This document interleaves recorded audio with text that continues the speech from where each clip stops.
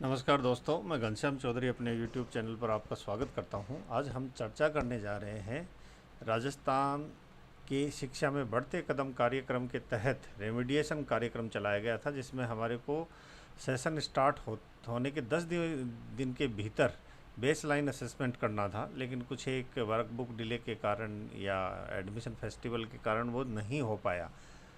अभी बेसलाइन आकलन एवं दक्षता आधारित समूह निर्माण के जो विस्तृत दिशा निर्देश प्राप्त हुए हैं 2 अगस्त 2022 को, आज उस पर हम चर्चा करने जा रहे हैं। इम्पोर्टेंट है ये रिपोर्ट रिटर्न के लिए भी यूज़ किया जाएगा, तो हम इसके ऊपर आज गंभीरता से चर्चा करेंगे।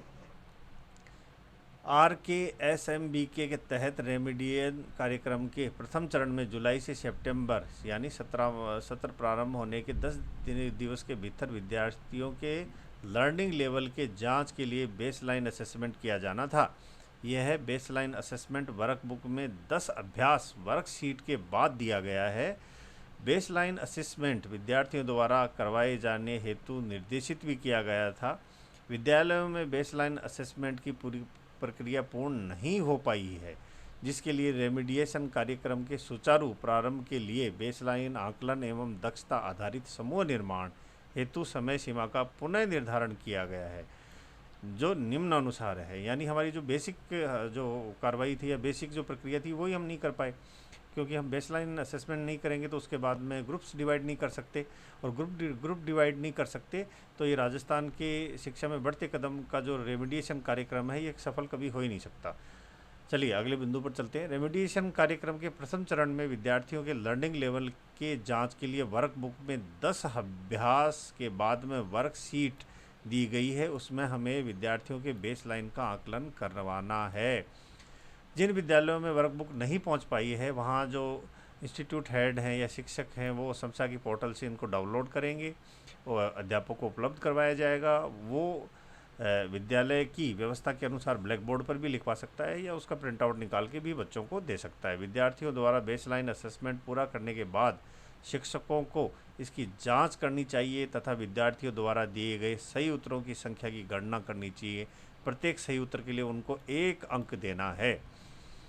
विद्यार्थी बेसलाइन असेसमेंट वर्कबुक में अथवा वर्कबुक उपलब्ध नहीं होने की स्थिति में स्वयं की नोटबुक में भी कर सकते हैं। यानी अभी हमारे को पास में ये बहाना नहीं रहेगा कि हमारे को वर्कबुक उपलब्ध नहीं हो पाई। हम सॉफ्ट फॉर्म में लेंगे, डाउनलोड करेंगे या इसको बच्चे की जो कॉपी है उसमें सॉल्व करवाएंगे।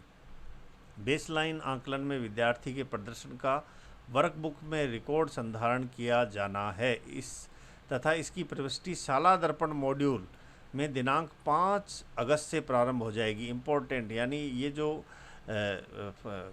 फर्स्ट लाइन असेसमेंट है और ये दूसरा बेसलाइन असेसमेंट और दक्षता आधारित समूह निर्माण का काम है, इसका अभी रिकॉर्ड हमें शाला दर्पण के ऊपर भी अपडेट करना है, जिसकी डेडलाइन भी हमारे को दे दी है। स्टार्ट 5 अगस्त से होगा। कब तक करना है वो डेडलाइन भी आगे जाके अपन डिस्कस करेंगे। इसके आधार पर शिक्षकों द्वारा विद्यार्थी समूहकरण कर विद्यार्थी के लर्निंग लेवल पर आधारित आवश्यक सहायता प्रदान करनी है। यानी उनके जो ग्रुप्स हैं वो डिवाइड करने हैं। बेसलाइन आकलन कक्षा 3 से 5 के लिए 5 अगस्त व कक्षा 6 से 8 के लिए 9 अगस्त तक पूर्ण किया जाना है। बेसलाइन असेसमेंट हेतु टाइम टेबल पृथक से उल्लेखित किया गया है, वो भी आगे हम चर्चा कर लेते हैं। बेसलाइन असेसमेंट हेतु टाइम टेबल। बेसलाइन असेसमेंट हेतु अंतिम तारीख कक्षा 3 से 8 के लिए 10 अगस्त है और कक्षा 3 से 5 के लिए 5 अगस्त है। बेसलाइन असेसमेंट हेतु शाला दर्पण मॉड्यूल खुलेगा 5 अगस्त से। बेसलाइन असेसमेंट के डाटा को शाला दर्पण पर अपडेट करना है 18 अगस्त तक। इम्पोर्टेंट है। अब देख लेते हैं कक्षा 1 से लेकर कक्षा 8 के लिए ये विषय दिए हैं, हिंदी, अंग्रेजी और गणित। बेसलाइन आकलन की जो तिथि है 5 अगस्त, अंग्रेजी के लिए 8 अगस्त और गणित के लिए 10 अगस्त। 10 अगस्त हमारी लास्ट डेट है।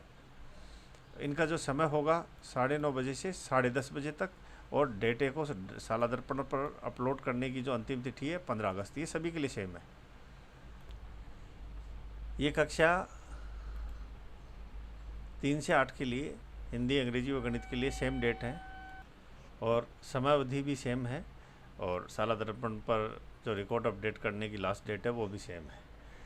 बेसलाइन आकलन डाटा प्रविष्टि किस प्रकार से होगी, डाटा एंट्री किस प्रकार होगी। वर्कबुक में दिए गए बेसलाइन आकलन, तो इसका जो डाटा एंट्री के लिए सालादर्पण के ऊपर एक अलग से मॉड्यूल बनाया गया है। दो वे हैं एंट्री के, एक वे है स्कूल लॉगिन से, एक है स्टाफ लॉगिन से। हम दोनों पर चर्चा करेंगे। सालादर्पण मॉड्यूल पर बेसलाइन असेसमेंट में विद्यार्थी के प्राप्तांकों के आधार पर जो विद्यार्थी का समूह 1 और समूह 2 का निर्धारण स्वतः हो जाएगा। आपको जो ग्रुप चयन करने की आवश्यकता नहीं है, उनके अंकों के आधार पर वो अपने आप डिवाइड हो जाएंगे।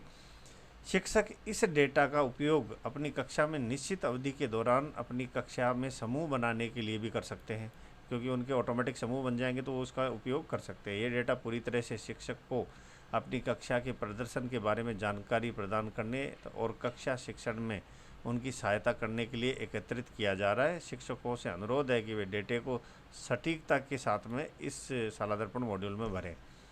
सालादर्पण मॉड्यूल पर बेसलाइन असेसमेंट की डेटा एंट्री कैसे होगी, इसको एंट्री करने के दो तरीके हैं। पहला स्कूल लॉगिन के माध्यम से जो सेंट्रलाइज है, स्टाफ लॉगिन के माध्यम से जिसको क्लास टीचर एंटर कर सकते हैं। सबसे पहले हम चर्चा करते हैं स्टाफ लॉगिन के माध्यम से एंट्री की क्या प्रक्रिया रहेगी। सबसे पहले हमारे को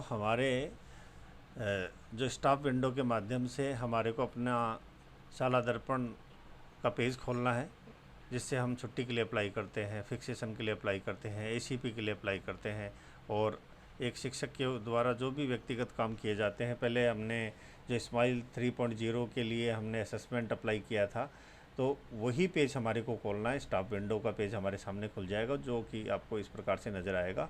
आपके बाईं तरफ स्टाफ विंडो जहाँ लिखा हुआ है, वहाँ पर स्माइल 3.0 के ठीक नीचे प्रोफाइल के ठीक नीचे RKSMB राजस्थान के शिक्षा में बढ़ते कदम टैब शो होने लग गया है। आप इस टैग पर क्लिक करेंगे, ड्रॉप डाउन मेन्यू के माध्यम से बेस लाइन असेसमेंट का ऑप्शन दिखाई देगा, उस पर आपको क्लिक करना है। जैसे ही आप क्लिक करते हैं, हमारे सामने शो होगा पेंडिंग, फील्ड और बोथ, यानी ये जो डाटा है वो हमारे को शो होगा। पेंडिंग भी जो कौन सा है वो शो हो जाएगा, फील्ड किया हुआ है वो कौन सा है, और बोथ यानी जो पेंडिंग और फील्ड है दोनों में से कोई भी शो हो सकता है। यहाँ पर हमारे को क्लास चूज़ करना है। जैसे मैं 6 क्लास का क्लास टीचर हूँ तो यहाँ पर 6 क्लास शो होगी। यहाँ पर आप सेक्शन ए सेलेक्ट करेंगे और पेंडिंग, क्योंकि अभी हमने कोई डाटा फिट किया ही नहीं है तो वो पेंडिंग शो करेगा, इसमें शो पर आप क्लिक कर देंगे। सब्जेक्ट, आप हिंदी, इंग्लिश या मैथमेटिक्स में से किसका बेसलाइन असेसमेंट एंट्री करना चाह रहे हैं, अपन हिंदी को ले लेते हैं। जैसे आप शो के ऑप्शन पर क्लिक करेंगे, आपके बच्चों के नाम आपके सामने शो हो जाएंगे। यहाँ पर उन्होंने जितने मार्क्स अचीव किए हैं वो आपको यहाँ पर लिखना है। एग्जाम्पल के तौर पर यहाँ पर उन्होंने मान लीजिए 12 मार्क्स अचीव किए हैं, तो फिर नीचे आएंगे, उसी के हिसाब से आगे ग्रुप अपने आप डिवाइड हो जाएगा। देखिए लिखा है आगे, suggest group for the student.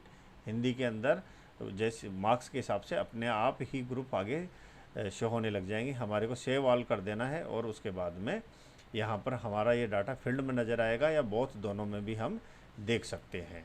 बड़ा आसान और सटीक और एक साफ़ सुथरी प्रक्रिया है।